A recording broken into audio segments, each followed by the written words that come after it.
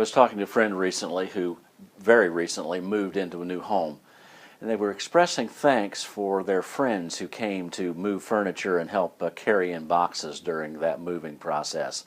Maybe that's one way to find out who your real friends are. The ones who will show up when the work needs to be done. But we need help.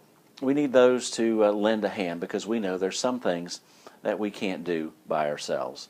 I want to take you to a verse in the Old Testament. It's found in Deuteronomy chapter 32 and verse 12.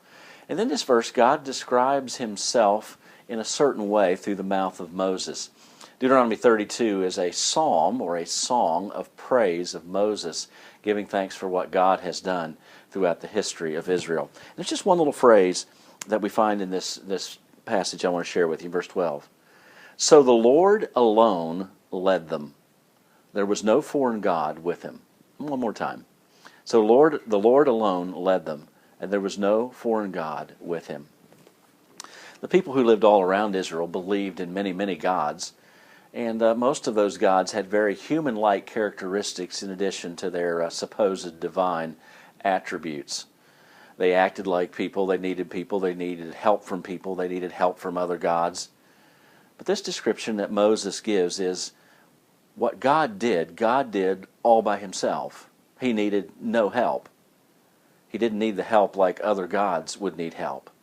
God was absolutely, in and of himself, sufficient enough to do what it was God wanted to do. And in the history of Israel, it was basically this: to give a promise to an elderly, childless couple, namely Abram and Sarah, and promise that this childless couple would be the beginning of a nation that would carry on the blessings and the word and the testimony of God. How is that possible? Well, God alone was able to do it. And by this point in Israel's history that Moses is recounting, God had turned this childless couple and their descendants into a great nation, one that continues to exist today. And the promises of God still stand sure for today. Here's what I want to remind you of. If God is that sufficient in and of himself, he is more than able to do what it is he intends to do with us. He is able to finish the task of changing us. He is able to take us through the trials and the difficulties and the challenges of life.